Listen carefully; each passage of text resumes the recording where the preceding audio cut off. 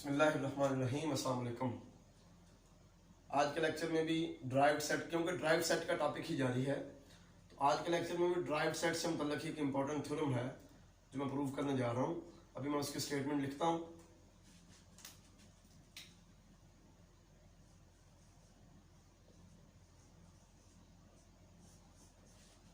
Theorem है जी, if A and B are two subsets of a metric space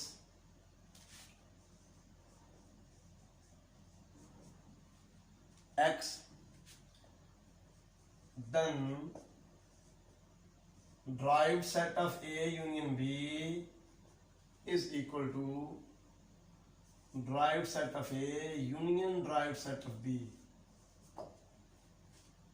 derived set of A union derived set of B, ये हमें prove करना है। इसको मैं सिंपल लैंग्वेज में ये बताऊंगा कि हमने प्रूव ये करना है कि यूनियन का ड्राइव्ड सेट बराबर होता है ड्राइव्ड सेट्स का यूनियन। ठीक होगा ना? तो इसको प्रूव कर लेते हैं। अब देखें, ये तो बड़ी सिंपल सी बात है कि A B A union B का सबसेट होता है और बी भी ए यूनियन बी का सबसेट होता है। ठीक होगा ना? क्योंकि ए यूनियन बी के अंदर ए के भी सारे एलिमेंट होते हैं और ए यूनियन बी के अंदर बी के भी सारे एलिमेंट होते हैं। तो अभी जो प्रीवियस लेक्चर में हमने थ्योरम प्रूव किया था कि अगर ए बी का सबसेट हो तो ए का ड्राइव्ड सेट बी के ड्राइव्ड सेट का सबसेट होगा, उसको यहाँ पे यूज करें। तो यहाँ पे क्या पता चला, फिर ए का ड्राइव्ड सेट जो है ए यूनियन बी के ड्राइव्ड सेट का सबसेट होगा। ठीक हो गया। इसी तरह बी का ड्राइव्ड सेट जो है ये भी ए यूनियन बी के ड्राइव्ड सेट का सबसेट होगा। ठीक होगा। अब ये भी इसी सेट का सबसेट है और ये भी इसी सेट का सबसेट है, तो इसका मतलब है कि इन दोनों का यूनियन भी इसी सेट का सबसेट होगा। ठीक है। This implies that A derived set union B derived set is a subset of derived set of A union B. ठीक हो गया। तो अब इसे आप कहते हैं नंबर 1। ठीक होगा ना? अब देखें, ये भी जरा मैं एक सादा सी एग्जांपल लेकर आपको समझा दूं। फर्ज करें ए है जी 1 2, बी है 1 2 and 3 और सी है 1 2 3 and 4। तो ये देखें, ए और बी दोनों सी के सबसेट हैं। ठीक है। तो ए यूनियन बी सी का सबसेट होगा। आप चेक कर लें, ए यूनियन बी लेंगे वो 1 2 3 ही आएगा, तो वो भी सी का सबसेट है। तो इसी चीज को मैंने यहाँ पे यूज किया, ये भी इसका सबसेट है, ये भी इसका सबसेट है, लिहाजा इन दोनों का यूनियन भी इसका सबसेट होगा। अब इसको तो हमने इसका सबसेट प्रूव कर लिया। इक्वलिटी प्रूव करने के लिए अब हमें ये प्रूव करना पड़ेगा कि ये इसका सबसेट है। ठीक होगा ना? Let X belongs to derived set of A union B. This implies that X is a limit point of A union B, क्योंकि derived set के अंदर होते ही limit point हैं। ठीक है। तो this implies that A union B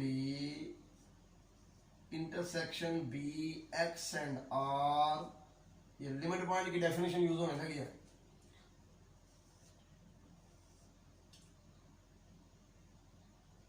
minus x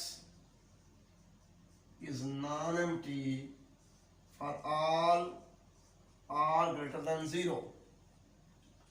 x क्योंकि union B का लिमिट पॉइंट है, इसलिए कोई भी ओपन बॉल जिसका सेंटर x होगा उस ओपन बॉल में x के अलावा बी ए यूनियन बी के कोई ना कोई और एलिमेंट लाजमी होंगे, ठीक है। ओपन बॉल के अंदर एक्स के अलावा भी ए यूनियन बी के कोई ना कोई एलिमेंट लाजमी होंगे, ठीक है। इसलिए ये इंटरसेक्शन नॉन एम्प्टी होगा, चाहे इसमें से एक्स निकाल भी दें। अब ये मैं यहाँ पर लगाने लगा हूँ distributive property of intersection over union, ठीक हो गया ना। तो ये आ जाएगा A intersection B X and are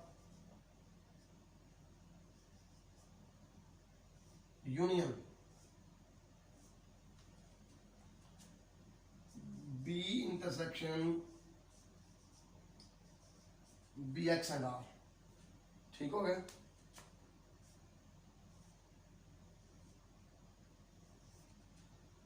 इस सारे में से x माइनस कर भी दें तो फिर भी ये यूनियन जो है ये नॉन एम्प्टी रहेगा, ठीक हो गया। For all R greater than 0,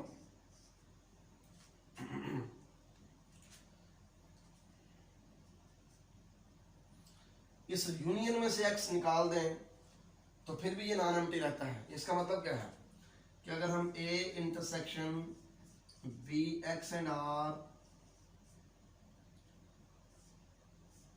में से x निकाल दें, ठीक है। इसी तरह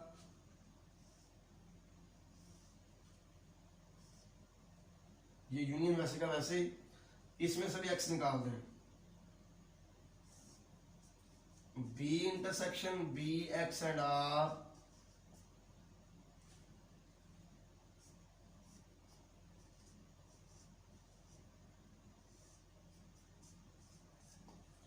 नॉन एम्प्टी रहेगा, ठीक है। For all R greater than 0, for all R greater than 0 तमाम पॉजिटिव रियल नंबर्स आर के लिए, ठीक हो गया। देखिए क्योंकि ए यूनियन बी में से एक्स निकालने से, मैं इसको सपोज करो सारे को ए बोल रहा हूँ, इसको सारे को बी बोल रहा हूँ, ए यूनियन बी में से एक्स निकालने से नॉन एम्प्टी आ रहा है। तो अगर हम अलग-अलग भी ए में से एक्स निकाल लें, बी में से एक्स निकाल लें और यूनियन ले लें तो बात एक ही है, फिर भी नॉन एम्प्टी ही आएगा, ठीक हो गया। तो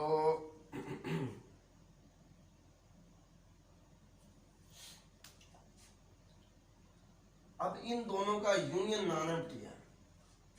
जब दो सेट्स का यूनियन नॉन एम्प्टी होता है ना, तो आपने मेरी बात ज़हन में रखनी है कि उन दोनों सेट्स में से कम एक सेट नॉन एम्प्टी होना चाहिए, इसलिए उनका यूनियन भी नॉन एम्प्टी होता है।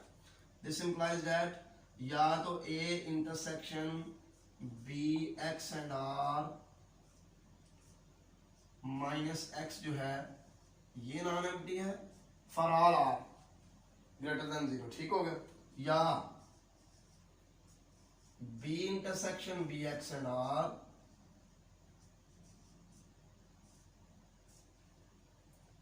माइनस एक्स जो है ना ये नॉन एम्प्टी है। क्योंकि इन दोनों का यूनियन नॉन एम्प्टी है तो लिहाजा इन दोनों में से, इसमें से या इसमें से कोई एक नॉन एम्प्टी होना चाहिए, ठीक है। For all R greater than 0, ठीक हो गया। तो यहां से हमें क्या पता चला, यहां से हमें ये पता चलता है इधर से कि x जो है ये लिमिट पॉइंट है a का। क्योंकि देखें हम कह रहे हैं कि for all R greater than 0 मतलब ये है कि हर ओपन बॉल जिसका सेंटर x है उस ओपन बॉल के अंदर x के अलावा भी a का कोई ना कोई पॉइंट मौजूद है। तो यहां से x जो है a का लिमिट पॉइंट हो गया और यहां से x जो है फिर b का लिमिट पॉइंट हो गया। तो this implies that x is a limit point of a or x is a limit point of b, ठीक है। x जो है a का लिमिट पॉइंट है या x b का लिमिट पॉइंट है। तो इसको मैं फिर इस तरह भी लिख सकता हूं कि x belongs to derived set of a or x belongs to derived set of b, ठीक हो गया। क्योंकि लिमिट पॉइंट्स सारे ड्राइव सेट के अंदर होते हैं। तो अगर ये इन दोनों में से किसी एक को बिलोंग करता है तो इसका मतलब क्या हो गया, x belongs to A drive set union B drive set, इन दोनों के यूनियन को बिलोंग करेगा, ठीक हो गया। अब देखें हमने सपोज किया था कि x इसका एलिमेंट है, जबकि वो किसके अंदर आ गया, इसके अंदर, ठीक है। और x एक आर्बिट्ररी हमने पॉइंट लिया हुआ है ए यूनियन बी के ड्राइव सेट का, तो ये इसके अंदर आ गया। तो हेंस ये प्रूव हो गया कि हम इसका कोई भी एलिमेंट लेंगे तो वो इसके अंदर मौजूद होगा, लिहाजा ये इसका सबसेट है। A union B drive set is subset of A drive set union B drive set. इसे आप कहते हैं नंबर 2। ठीक हो गया। अब देखें हमारा थ्योरम प्रूव हो गया फ्रॉम 1 and 2, इक्वलिटी प्रूव हो गई क्योंकि ये इसका सबसेट है और ये इसका सबसेट यहाँ पे प्रूव हो गया। ठीक है, from 1 and 2, from 1 and 2 it is clear that A union B derived set